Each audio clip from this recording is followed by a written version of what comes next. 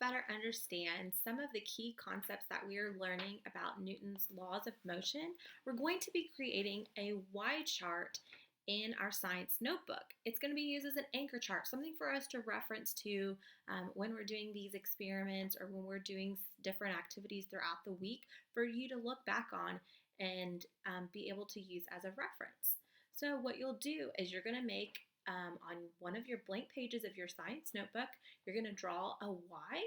And for one of the sections of the Y, you'll have Newton's first law, then you'll have Newton's second law, and Newton's third law. And so it'll sort of look like this. So I have Newton's first law, then I have Newton's second law over here, and I have Newton's third law over here. And I've already kind of put some key information. So I have unbalanced versus balanced forces, and then you can write the definition underneath. On the next one, I have force equals mass times acceleration, or I have acceleration equals force divided by mass.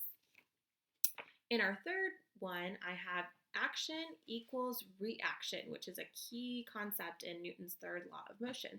And then underneath, you can also write the definition.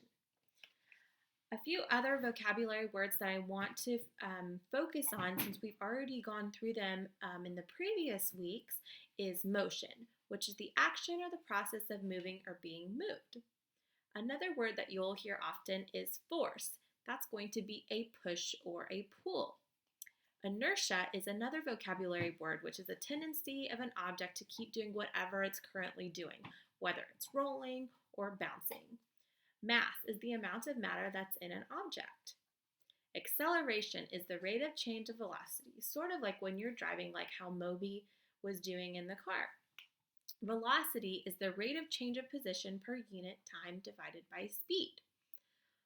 This is going to be really helpful throughout the experiment so that you can really see those vocabulary words and understand what type of things that we're talking about when me and Miss Vanessa and Miss Frida are going over some of our examples.